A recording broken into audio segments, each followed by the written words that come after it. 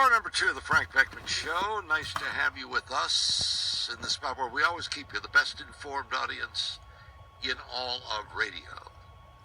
We welcome in our next guest who has written about something that I think most of us have talked about. And that is what's happening within the Department of Homeland Security.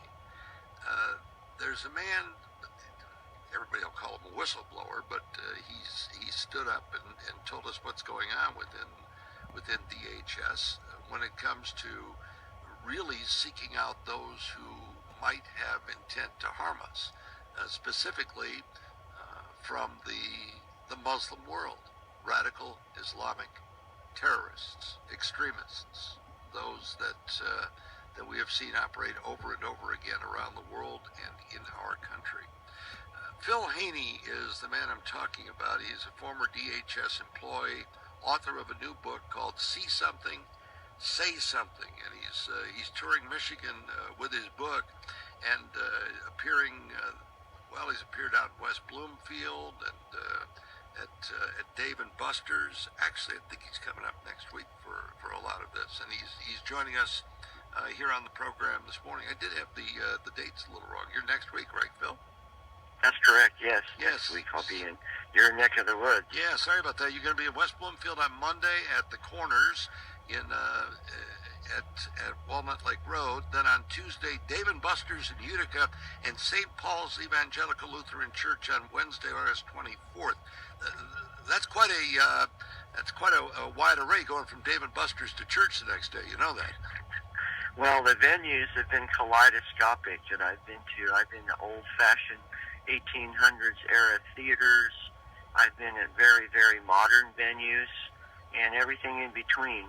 It's really something to travel around the country and meet my fellow citizens face to face and hear their concerns about what is happening in our country these days.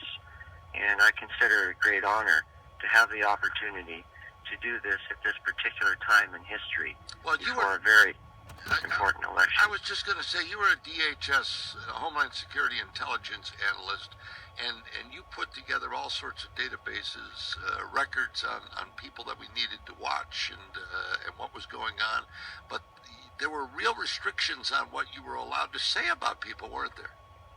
Well, that started for me. I first encountered the emerging restrictions on our activities. I was a founding member of the Department of Homeland Security. The agency was created in March of 2003. By 2006, I was already running into opposition from the administration. And yes, sadly, that was during the Bush era. I wrote an open source article on Hamas, a globally designated terrorist organization.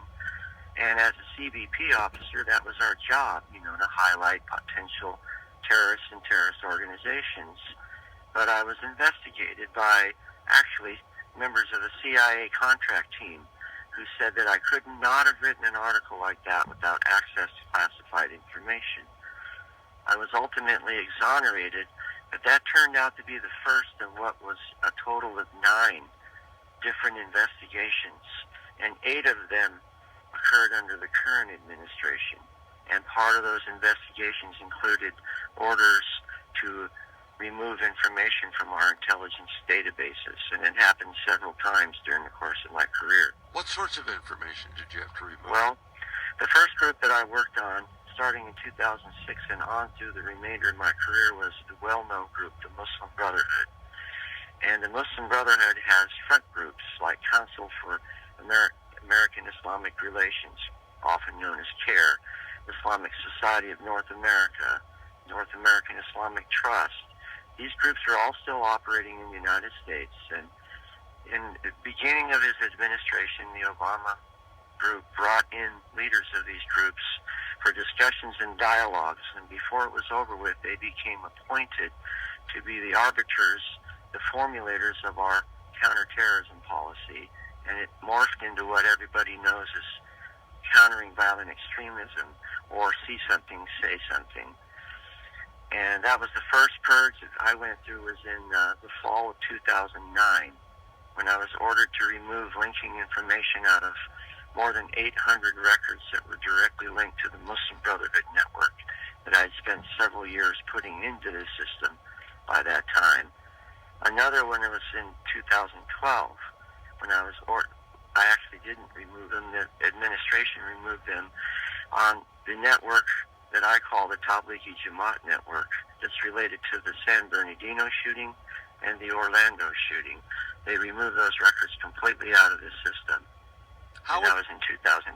How would things be different, do you think, in assembling this information and better protecting us? How would it be different between the two candidates if during a Clinton presidency or a Trump presidency? Well, the Clinton administration, i.e. the State Department, had a hand in removing the information from the network that led to the San Bernardino and the Orlando shooting. So I have a very good idea what Clinton would do. As far as Donald Trump, he's coming up to speed from my perspective in terms of a law enforcement, fact-based counterterrorism policy. And that's what we need, to go back to the Immigration and Naturalization Act and custom law and actually enforce the laws that are already on the book and allow my colleagues in law enforcement to do their job. Just simply do Law Enforcement 101, connecting the dots, developing cases to probable cause, and then taking action, law enforcement action. For example, all of these organizations that I mentioned that are part of the Muslim Brotherhood network here in the United States were proven in federal court in November of 2008 to have irrefutable ties to financing of Hamas. 8 years later, and no action has been taken against any of those groups. This administration knows very well that these groups are linked through the Muslim Brotherhood directly to Hamas, and yet they have taken no steps to intervene and shut them down. In fact, they've done the opposite. They brought the leaders of these organizations directly into positions of authority within the administration. Hey, Phil, can I ask you to hold for just a second? I've got to take a break right here. I'm on a hard time schedule, and then do traffic and weather. I want to come back and hear more because it is so fascinating, and then we want to tell everybody once again about your visits here. So if you can stay with me, we'll come right back.